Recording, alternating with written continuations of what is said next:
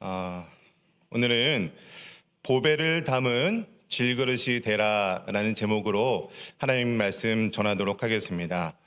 여러분, 전 세계적으로 특별히 우리나라에서만 이렇게 알려진 정신과적인 질병이 있는데요. 혹시 뭔지 아십니까? 네. 어떻게 이렇게 잘하시는지 모르겠어요. 그 DSM이라고 하는 정신과 선생님들이 이 정신과 그 질병에 대해서 참고하는 책이 있어요.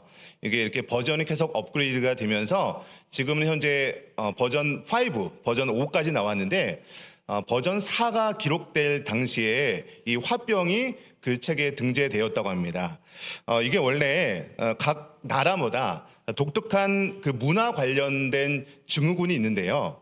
한국에서 등재된 것이 바로 이제 화병인데, 이 화병이 등재되면서 정확히 우리 영어로 화병 이렇게 등재가 된 거예요. 근데 제가 이거에 대해서 좀 알아보니까 지금 현재 이제 버전 5까지 나왔잖아요. 지금은 그게 좀 삭제되어 있다 하더라고요. 근데 중요한 것은 무엇이냐면 이 정신 명칭이 화병은 아니지만 이게 문화 관련된 증후군이라는 거예요. 그러니까 무슨 말이냐면 다른 지역, 그러니까 전 세계적으로 일반적으로 이런 화병이 일어난다기보다도 한국이라는 특수한 문화적인 환경 속에서 이 화병을 이해해야 한다라고 말씀드리는 겁니다.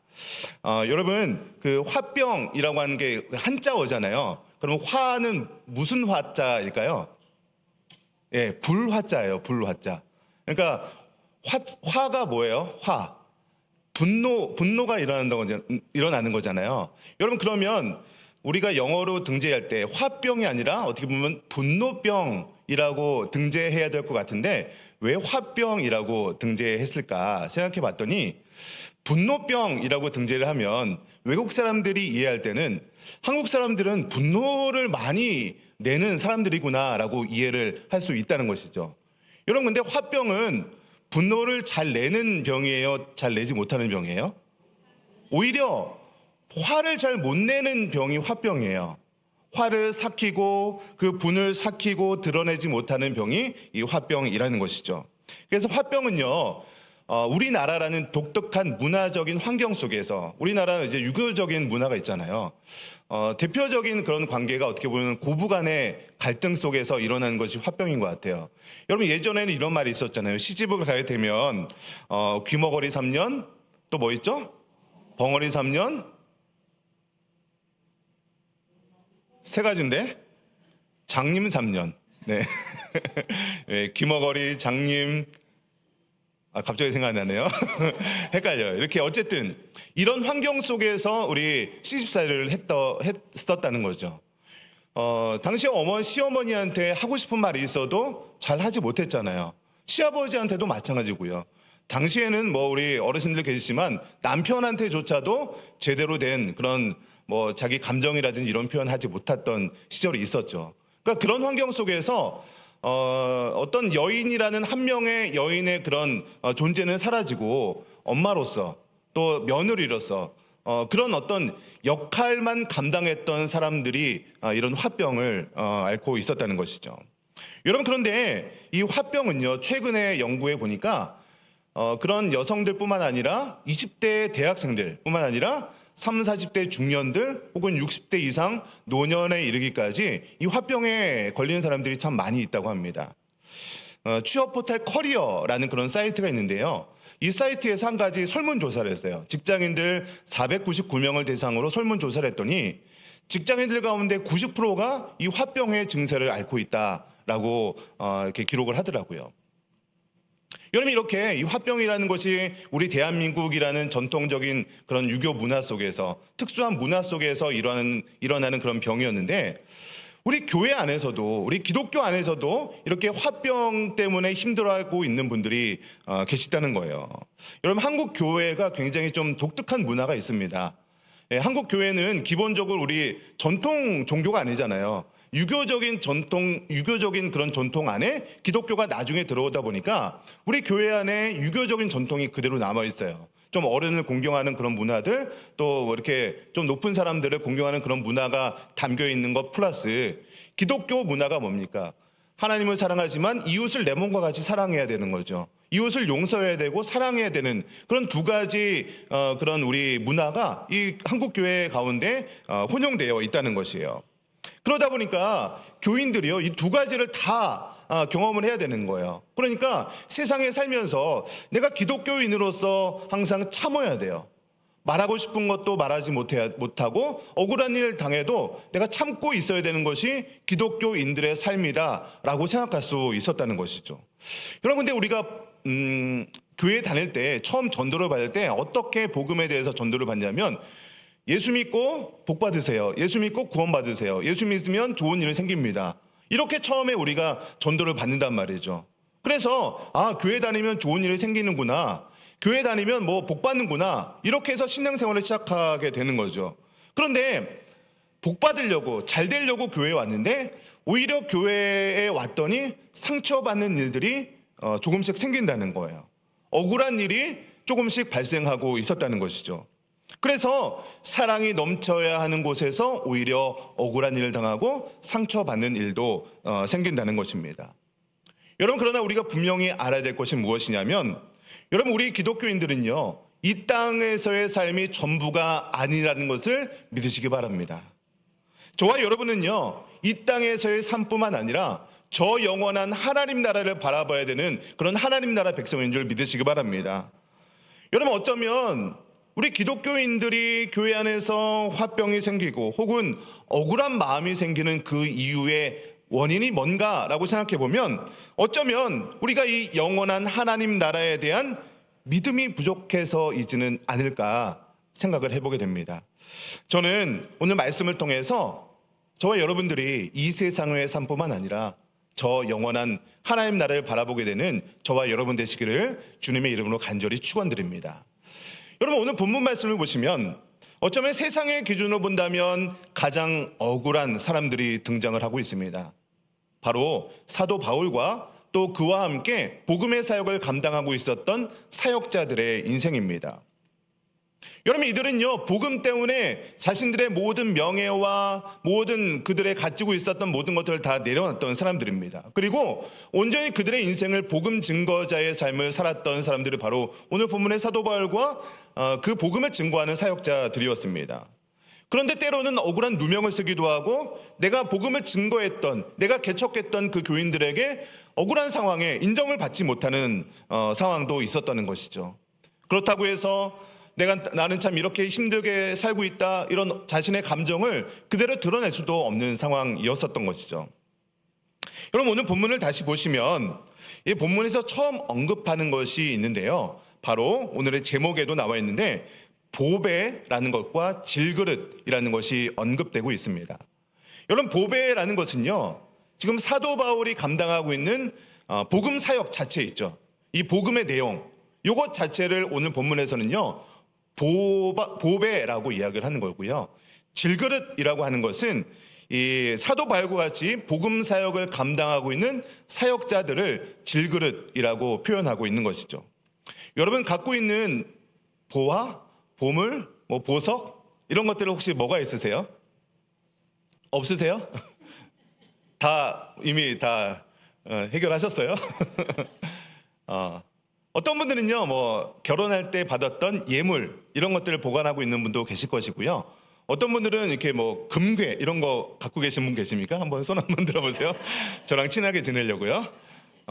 혹은요, 어떤 분들은요, 명품백, 여성분들이 많으신데 명품백 하나 있으면요, 비가 오더라도, 나는 비 맞더라도 명품백을 이렇게 품에 안고 있는 분들은 진짜 명품백이라고 하더라고요. 혹은 명품 시계, 남성분들은 이렇게 시계를 좋아하는 분들이 있는데 이런 어떤 것들이 우리한테 보물, 보화, 보석일 수 있습니다.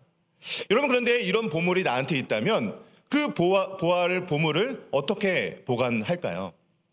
여러분, 이런 명품은요, 이런 보물은요, 벌써 구입할 때부터 벌써 향기부터 달라요. 포장부터 다릅니다. 어때요? 명품 백 같은 거 구입해 본 적 있으십니까? 없으시죠? 우리는 항상 말씀과 기도에만 전무하시는 분들이라서 아마 명품백하고는 안 친해하실 것 같은데, 저기 백화점에 가면요, 백화점이라는 곳이 있어요. 거기 가면 명품백을 구입할 수 있는데요, 그곳에 가시면요, 명품백을 구입할 때 벌써 케이스부터 달라요. 포장부터 다르죠. 향기가 나요, 포장지에서. 예, 시계, 뭐 보석 구매하면요, 다이아몬드 시계, 다이아몬드 반지. 예, 저도 구입해 본 적이 없어서 다이아몬드 반지를 구입하면 벌써 케이스가 벌써 삐까번쩍합니다. 예, 그렇죠. 그런 것들이 나한테 있다. 그러면 어디다 보관하시겠어요, 여러분? 네? 그냥 저기 내가 끼다가 그냥 여기 세숫대 옆에다 딱 보관하고 그렇게 하시겠어요?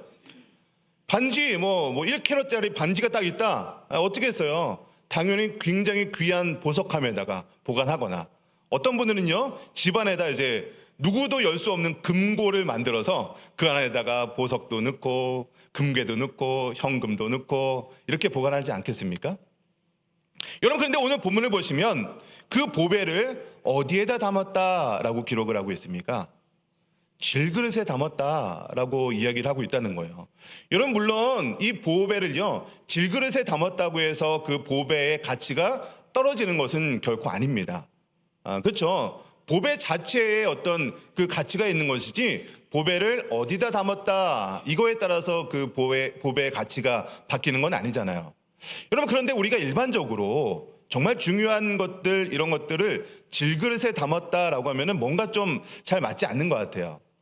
질그릇은 흙으로 만든 그릇을 질그릇이라고 하잖아요. 질그릇은요, 왠지 좀 내구성이 좀 약해 보입니다. 떨어뜨리면 그냥 와장창 깨져버릴 것 같아요. 그러나 만약에 뭐 예전에는 우리 놋그릇 이런 게 좀 좋은 그릇이었잖아요. 아니면 뭐 철로 만든 그릇, 요즘에 뭐 플라스틱으로 나오기도 하지만 그런 좋은 그릇은 그래도 내구성이 좋아 보입니다.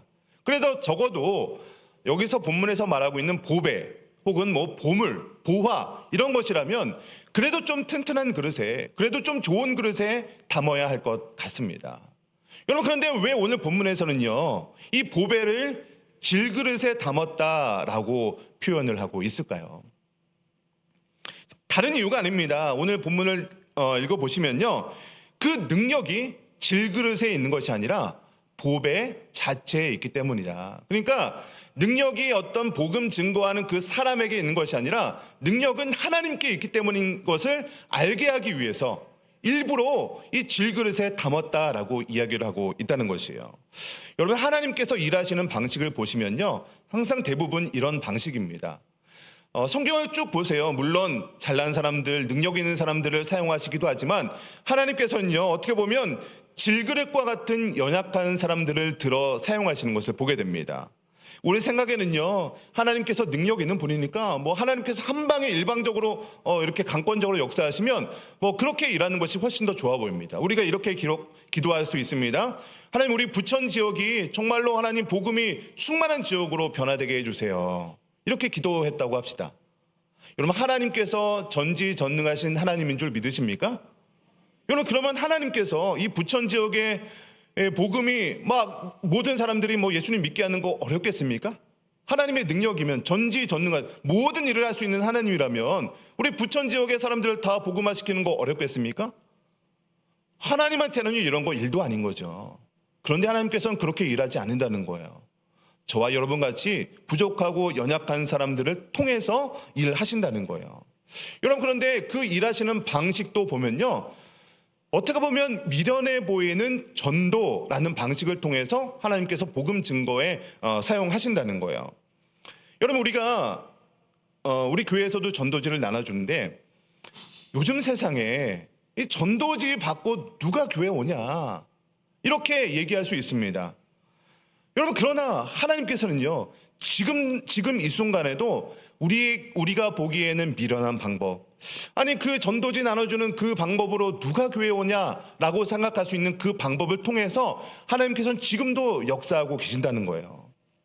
여러분, 혹시 느끼시고 계시는지 모르겠습니다만 최근 들어서 저희 교회에 방문하시고 등록하시는 분들이 굉장히 늘었어요. 여러분, 느끼고 계세요? 예, 이거 민감한 게 보시면 이게 보이는데, 저희는 이제 새가족부 또 이렇게 사역을 하다 보니까 최근 들어서 이렇게 저희 교회 방문하시고 또 방문하셨다가 이제 교회에 등록하시겠다라는 분들이 꽤 계십니다. 그래서 지난번에 우리 새가족 환영회도 하고 했는데요.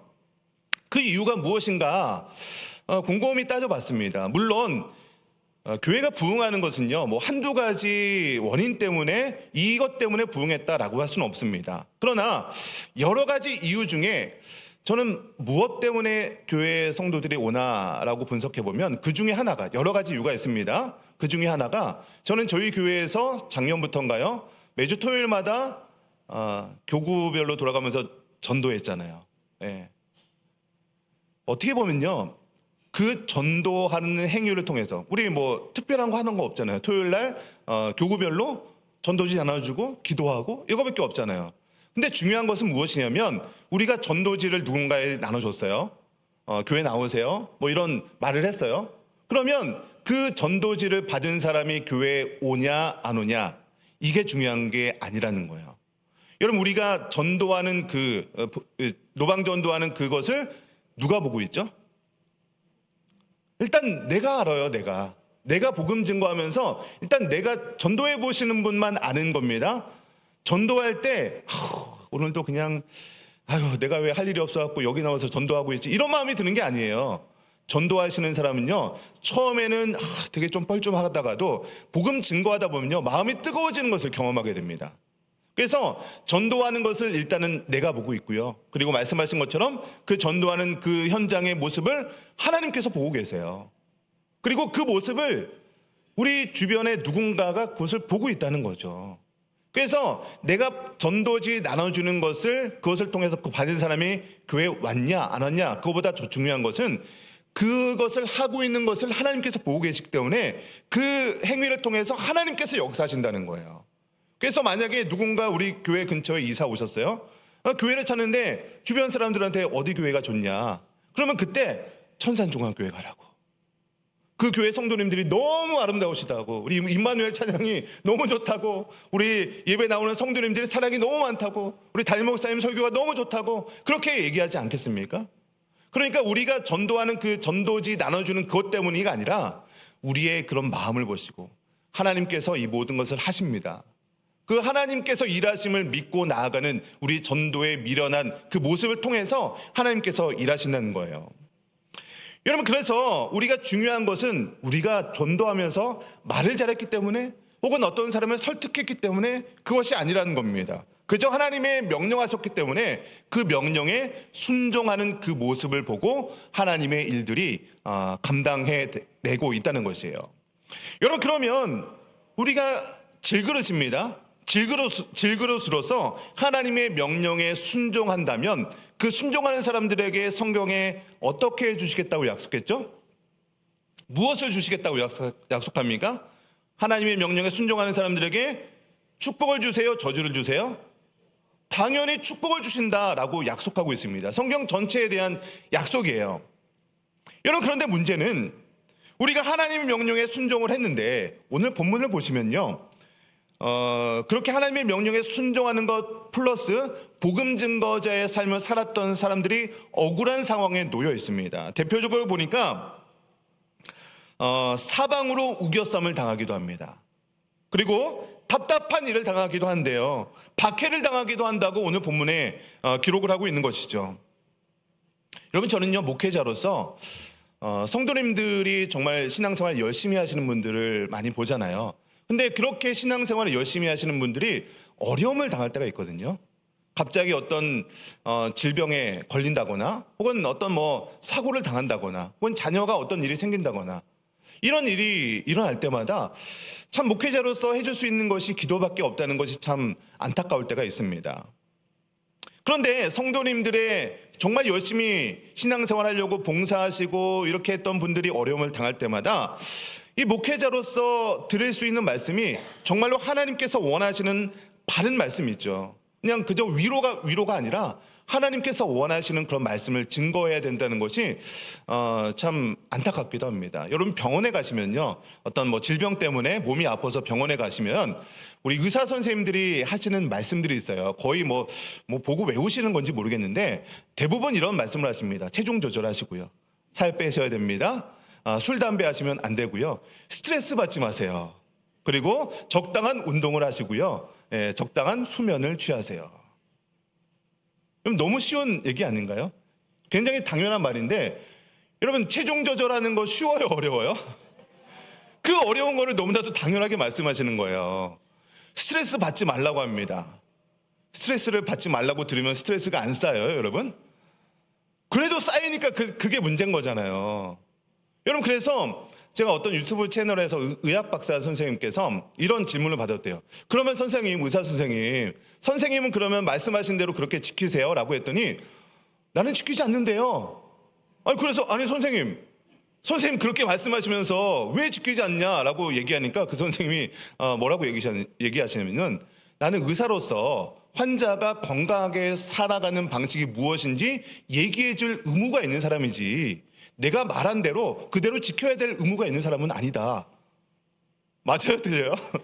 맞잖아요.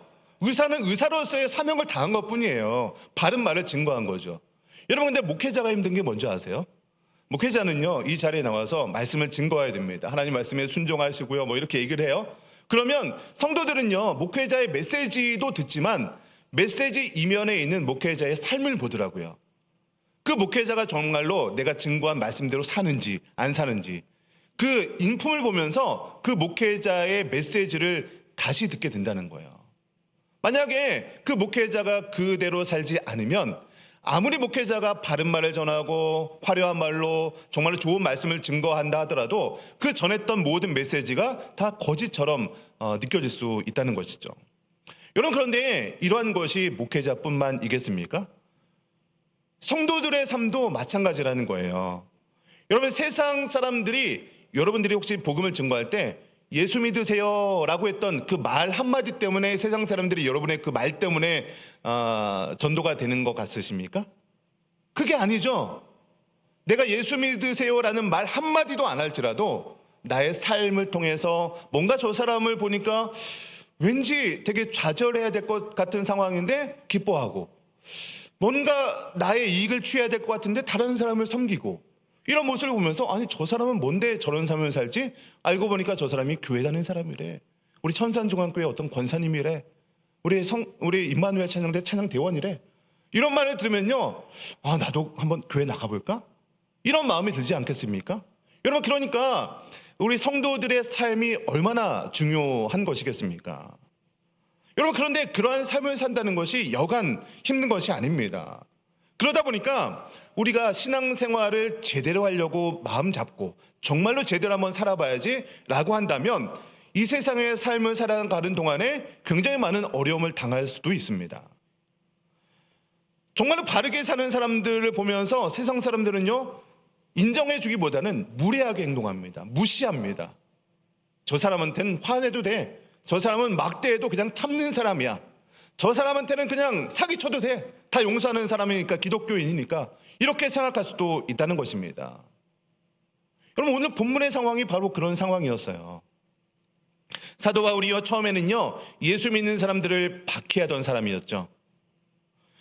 그때는요, 세상적으로 본다면 굉장히 잘 나가던 사람이었어요. 부와 명예, 부족할 것이 하나도 없었던 사도 바울이었습니다. 근데 사도 바울이요, 다메섹 도상에서 예수 그리스도를 만난 이후에 그의 삶은 완전히 변화가 되었습니다. 이제는 예수 그리스도를 믿는 사람들을 박해하는 것이 아니라 오히려 예수 그리스도를 증거하는 사람으로 변화되었던 거죠. 그러면서 찾아온 것이 바로 사도 바울에게 고난이 찾아왔던 거예요. 억울한 누명을 당하게 되는 거예요. 상처를 받게 되는 것이죠. 사방으로 우겨쌈을 당하고 있다는 것입니다. 여러분, 어떻게 보면요, 오늘 이 자리에 나오신 분들, 수요 예배 나오신 분들 중에서도요, 이런 경험 당하신 분들도 많이 계실 것 같아요. 왜냐하면 그래도 제가 볼 때 그래도 수요 예배 나오시고 또 임마누엘 찬양대도 하시고 이 정도 하시는 분들이라면 그래도 신앙의 수준이 그래도 어느 정도 이상 되시는 분들 아닐까요? 그런가요, 여러분? 아닌가요? 물론 여러분, 수요 예배 나온다고 찬양대 한다고 신앙의 척도가 높다라고 100% 말할 수는 없습니다. 그러나 적어도 주일 예배 중심으로 한 달에 한 번 정도 주일 예배 나오시는 분들보다는 그래도 내가 신앙생활을 열심히 해보려고 결단하시는 분들이 그래도 이 자리에 나오고 또 찬양대로 봉사하시는 분들이 아닐까 생각을 해봅니다. 또 그리고 이 자리에 나오시는 분들 중에서도 교회에 어떤 여러 가지 봉사하시고 헌신하시고 또 그런 일들을 능히 감당하시는 분들이 아마 이 자리에 나오신 분들이라고 생각을 합니다. 여러분, 이렇게 내가 정말로 최선을 다해서 신앙생활을 해보려고 노력을 해보고 또 여러 가지 봉사도 하고 헌신하다 보면 자연적으로 따라오는 게 있는데, 그게 뭐냐면 시험이 든다는 거예요. 물론 100% 그런 건 아닙니다. 그냥 평신도로서 주일 중심으로 예배만 왔다 갔다 하면은 교회가 너무 좋았어요. 교회에 사랑이 넘치는 것 같고요. 우리 권사님, 장로님, 목사님, 집사님들 다 좋아 보여요. 근데 그렇게 신앙생활 하다가 이제 뭔가 이제는 내가 헌신하려고 하고 뭔가 이제 봉사하려고 하다 보니까 뭔가 부딪히는 거예요. 그러면서 어떤 분들은요, 교회에 대한 상처를 받기도 하고 심지어는 교회를 이제 다른 교회로 가시는 분도 계시고, 혹은 그것로 상처를 받아서 교회를 아예 신앙생활을 접으시는 분들도 계신다는 거예요. 여러분, 오늘 본문에서도요, 사도 바울과 사역자들도 이러한 박해와 또 억울한 누명 때문에 힘든 상황에 놓였다는 것이죠. 그런데 오늘 사도들은요, 그러한 고난에도 불구하고 그 모든 것들을 이겨내고 낙심하지 않을 수 있는 그 이유가 나와 16절에 기록되어 있는데요, 뭐라고 기록하냐면, 우리가 고난받을 때 우리의 겉사람은 낡아지지만 속사람은 날로 새로워진다. 겉사람은, 우리가 고난받을 때 우리 겉사람 있죠, 우리 겉으로 드러나는 그런 육신, 이런 것들은 점점 낡아진대요. 그러나 속사람은 날로 새로워진다라고 고백하고 있다는 것이에요. 이것 때문에 우리가 고난의 상황에서도 이겨낼 수 있다라고 고백을 하고 있습니다. 제가 예전에 제 건강상의 문제로 이게 전임 사역을 한 8개월 정도 내려놓은 적이 있어요. 그 기간 동안에 어떤 일을 했냐면, 제가 여주에 있는 한 교회에서 이게 찬양 인도도 하고 또 전도도 하고 예배도 드리고 좀 기도 생활을 했던 적이 잠깐 있었습니다. 그 기간 동안에 저는 이 16절의 말씀, 그러니까 우리의 겉사람은 낡아지지만 속사람은 날로 새로워진다라는 것을 정말로 뼈저리게 경험을 한 적이 있습니다. 뭐냐면, 제가 그렇게 건강상의 문제로 이렇게 전임 사역을 못하다 보니까 그 기간 동안에 새벽마다 새벽 기도 나와서 기도하고 한두 시간, 한 2시간 이상씩 기도했습니다. 저녁에도요, 매일같이 저녁에서 한 2시간, 3시간씩 기도했습니다. 그러니까 하루에 4시간, 5시간씩 기도하다 보니까요, 제 육체적인 건강의 문제는 굉장히 안 좋았거든요, 실제적으로. 그럼에도 불구하고 제 영이 엄청 살아나는 거예요. 기도의 영성이 막 살아나고요, 막 그 여주시청 근처에 나가서 막 복음 증거하고 막 찬양 인도하고 그런데요, 제가 이 말씀을 정말로 뼈저리게 깨닫게 됐던 것이에요. 겉사람은 낡아진 것 같지만 속사람은 날로 새로워지는 것이죠. 저는 그래서 그 기간이 제 개인적인 상황으로 본다면 정말로 어떻게 보면 하나님, 제가 정말로 하나님 바라보고 목회자로 이렇게 목사 안수도 받고 열심히 사역했습니다. 정말로 제가 그렇게 그냥 대충 사역하지 않았거든요. 열심히 사역하고 하는데 하나님 왜 나에게 이런 건강의 문제를 주십니까? 원망할 수도 있던 상황이었어요. 근데 지금 지나고 보니까 그 기간을 통해서 한 사람의 목회자에 필요한 그런 영성과 그런 기도의 훈련들이 꼭 필요한 시간이었기 때문에 그런 시간을 허락했음을 저는 이 시간 고백하게 되는 것이죠. 여러분, 오늘 본문에서도요, 보배를 질그릇에 담았다라고 기록을 하고 있죠. 여러분, 그 질그릇 안에 있는 그 보배 있잖아요. 그 보물의 빛이 언제 드러나게 되는가 한번 생각해 보면요, 이거 어떻게 보면 굉장히 역설적일 수도 있습니다. 이 보배 안에, 그러니까 보배가 질그릇이라는 그릇에 담겨 있잖아요. 근데 그 질그릇 안에 담겨 있는 보배의 보물의 빛이 드러나기 위해서는요, 이 질그릇이 점점 깨져야 된다는 거예요. 이 질그릇이 점점 부서져야 그 안에 있는 보배의 빛이 드러날 수 있게 된다는 것이죠.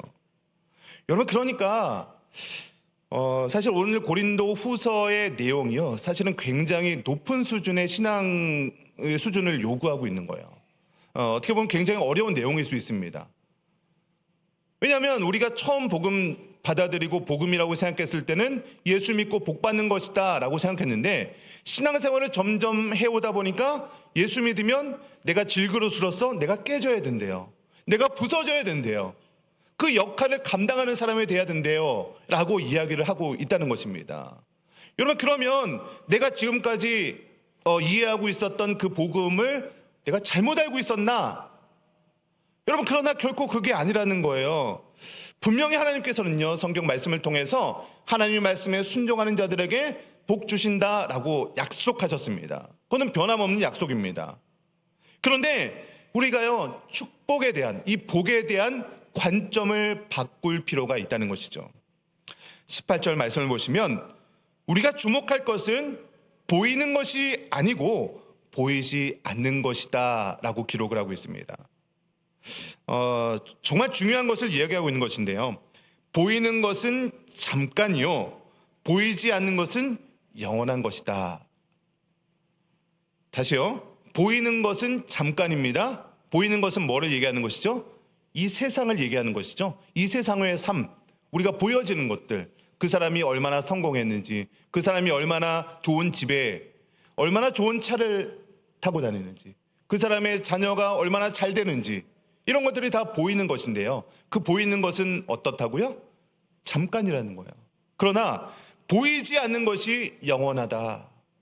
보이지 않는 것이 무엇입니까? 저 영원한 하나님의 나라, 우리 눈으로 확인할 수 없습니다. 사실 가보지 않는 이상 있는지 없는지 모를 수도 있어요. 그러나 우리는 믿음의 눈으로 바라보는 것이죠. 여러분, 그렇기 때문에 우리가 정말로 이 축복에 대한 관점을 바꿔야 되는데, 성경에서 말하는 그 축복은요, 보이는 이 세계에서 말하는 축복만 이야기하시는 것이 결코 아니라는 거예요. 성경에서 얘기하는 축복은요, 이 세상의 삶 플러스 보이지 않는 세상에서 삶까지 포함하고 있다는 것을 믿으시기 바랍니다. 여러분, 우리가 신앙생활하면서 축복에 대한 관점은요, 그동안 잠깐 보이는 이 세상에 대한 축복으로 이 축복에 대한 관점을 좀 좁은 의미로만 생각할 수 있다는 것이죠. 근데 우리는요, 이 세상에 살고 있잖아요. 요즘 이제 100세 시대다라고 얘기하죠. 그래서 이 100년이라는 시간, 어떻게 보면 정말 긴 세월이기도 합니다. 여러분, 그런데 제가요, 우리 교회에 몇 년도에 부임했냐면 2019년도에 부임했거든요. 근데 지금 2024년도잖아요. 횟수로 6년이 됐어요. 되게 별로 안 된 것 같죠? 6년이 지났더라고요. 저도 깜짝 놀랐어요. 여러분, 2024년도 오늘 몇 월 달이죠, 여러분? 8월 달이죠. 조금 전에 송구영신 예배 드렸던 것 같은데 벌써 8개월이 지났습니다. 여러분, 8개월 동안 뭐 하셨어요? 기도 제목 적으신 거 있으시죠? 하나님, 나 이렇게 살겠습니다, 이거 하겠습니다 했던 거 기억하십니까? 8개월 동안 어떤 일들을 하셨나요? 식사하시고 주무시고 회사 다니시고 찬양대 봉사하시고 예배 몇 번 나오다 보니까 8개월이 지났죠. 여러분, 그러니까 이 보이는 세상은요, 어떻게 보면 정말 잠깐이라는 것이죠. 우리 어르신들한테 물어보세요. 어르신들 금방 지나가시죠. 더 빨리 가시죠. 이 세상이요, 보이는 것은 너무나도 잠깐이라는 거예요. 근데 우리는요, 정말 이 잠깐의 그 순간의 찰나에 있는 그 축복이라는 관점에 너무 함몰되어서 여기서 뭐 돈이 없으면 영원한 뭐 어떤 실패자인 것처럼, 이 세상에서 뭐 건강에 문제가 있으면 영원한 어떤 패배자인 것처럼 이렇게 생각한다는 거예요. 여러분, 그러나 하나님께서 말씀하시는 그 축복은요, 이 땅에서 삶도 물론 축복 받으셔야 됩니다. 그러나 여기서의 삶뿐만 아니라 저 영원한 하나님 나라를 얘기하고 있음을 여러분 믿으시기 바랍니다. 여러분, 이 세상은요, 잠깐 보이는 것입니다. 잠깐 보이는 거예요. 여러분, 이 세상에 잠깐 동안 고난당하고 억울한 일 당하면 하나님께 우리는 불평하고 원망합니다. 여러분, 그러나 정말 중요한 것은 18절 말씀처럼 보이는 것은 잠깐이요 보이지 않는 영원한 것인 줄 믿으시기 바랍니다. 여러분, 우리가 정말 두렵고 떨림으로 우리 인생을 바라봐야 될 것은 무엇이냐면, 하나님께서는요, 우리가 이 세상에서의 잠깐 동안의 삶을 바라보고 계신다는 거예요. 저와 여러분은요, 언젠간 마지막 심판대에 서야 되는데, 그 심판대에 섰을 때 어떤 기준으로 우리에게 축복과 저주를 판단하냐면, 이 땅에서의 잠깐 동안의 삶 가운데 하나님의 말씀에 순종하는 삶을 살았느냐, 아니면 하나님의 말씀에 순종하지 않고 내가 내 뜻대로 내 방법대로 내가 주인 삼아서 그런 삶을 살았느냐, 이것을 판단 기준을 삼아서 하나님의 그런 심판대에 서게 된다는 것입니다. 말씀의 결론을 맺겠습니다. 여러분, 우리가 신앙생활하면서 왜 시험에 드십니까? 왜 억울한 상황에 억울한 마음을 갖게 될까요? 어쩌면 그 이유는요, 이 세상에서의 삶, 잠깐 동안의 삶이 전부다라고 생각하기 때문은 아닐까요? 물론 저 영원한 하나님의 나라가 있다는 것은 알고는 있어요. 그러나 그 영원한 하나님이라보다는 이 땅의 삶이 더 중요하다라고 생각하기 때문이지 않을까요? 저와 여러분은요, 그저 질그릇입니다. 그릇이에요. 그리고 하나님께서는요, 토기장입니다. 토기장인가요? 어떤 사람을 질그릇으로 만들 수도 있고요, 어떤 사람을 반짝반짝한 유리그릇으로, 녹그릇으로 만들 수도 있는 것이죠. 근데 질그릇인 사람이 토기장이한테 왜 나는 질그릇으로 만들었습니까? 따질 수 없는 것이죠. 중요한 것이 무엇이냐면 내가 질그릇이냐, 내가 녹그릇이냐, 어떤 큰 그릇이냐, 이게 아니라 내가 정말로 하나님께 쓰임받는 그릇이냐, 깨끗한 그릇이냐, 이것이 훨씬 더 중요하다는 것이죠. 우리의 어떠함이 아니라 하나님께서 나라는 그릇에 보배를 담으면 우리는요, 보배를 담은 질그릇이 됨을 믿으시기 바랍니다. 오늘 말씀을 통해서 여러분의 상황이 어떠함 때문에 여러분 하나님을 원망하거나 여러분의 상황을 하나님께 불평하거나 원망하지 마시고 정말로 저 영원한 하나님 나라를 바라보시면서 하나님께 놀랍게 쓰임받는 저와 여러분 되시기를 주님의 이름으로 간절히 축원드립니다. 함께 말씀을 생각하면서